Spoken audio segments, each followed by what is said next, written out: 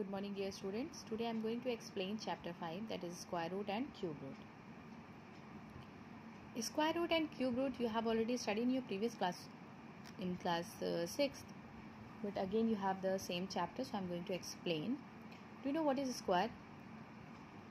A square is a number which we get when a number is multiplied by itself. It means that the same number is multiplied twice. When we multiply the same number twice, then we get the square root. And for square root and for cube, the same number is multiplied thrice. In square, number is multiplied twice, 2 times, and in cube 3 times. Okay, in cube the same number is multiplied thrice. Okay, so we have to study square, cube, square root and cube root. Do you know what is square root? You all are getting the factors of the number from the class 4, from the lower classes like 4, 5.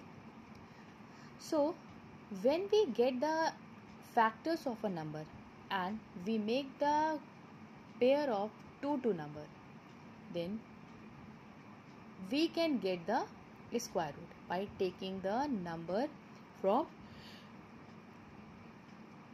each pair. Okay, so I will explain in the exercise that how can we get the square root. Okay, or we can say that square root is the inverse of square. Square we get by multiplying the number twice, and square root of a number is the inverse of squaring the number. Means we multiply the number twice and we take only one. Okay, the square of the negative number is always positive, because when the negative number is multiplied twice, then we get the positive number. Okay, so let's begin the exercise. We have the first question. Find the squares of the following number. We have like 18. If we have any number like 18, its square is 18 into 18. What is its square root? It is 324. It is the square of 18. If we have a fraction like 6 by 11, then its square is 6 by 11 into 6 by 11.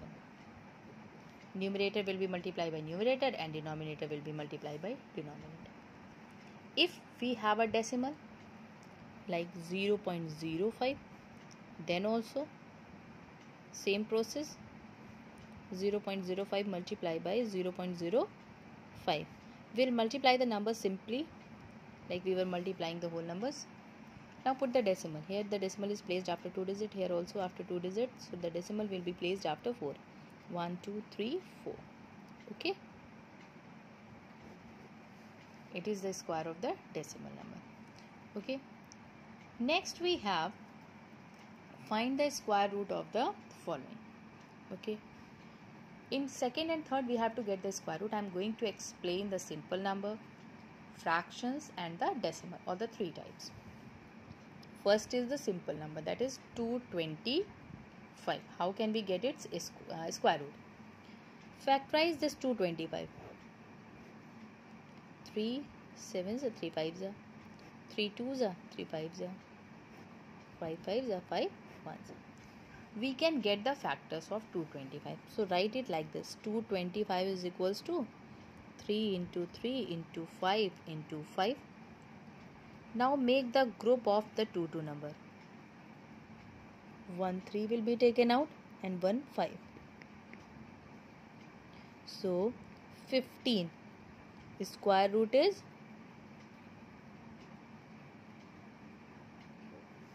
15. Okay. Second type is fraction. 289 by 361. Get the square root of numerator and denominator. 289 by 17 by 17. We have a pair of 70, so in the square root we will take only one number, that is 70. 361, it can be divided by 19, so we have a pair of 19, so its square root is 19. Okay, this is the square root of the fraction. We will get the square root of the numerator and then denominator. Next we have the decimal number. If we have any decimal number, then how we get the square? 8.41. Without seeing the decimal, put the number and get its square root. Is it divisible by 3? So it is not divisible by 3. 7, not divisible by 7. Then by 11, not divisible by 11. By 13, by 13.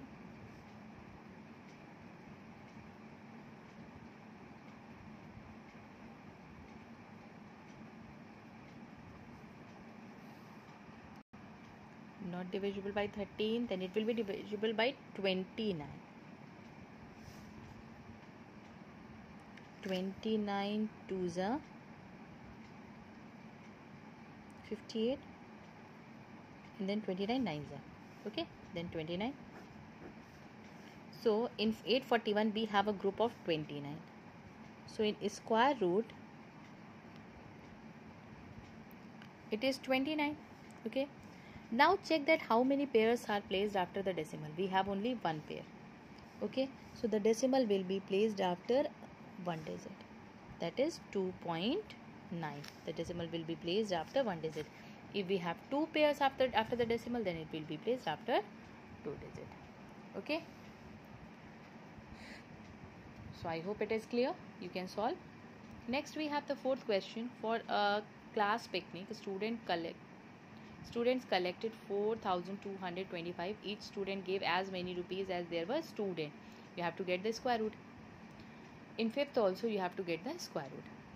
Now in sixth question we have, for each of the following find the smallest number by which the number should be multiplied so that we can get the perfect square number.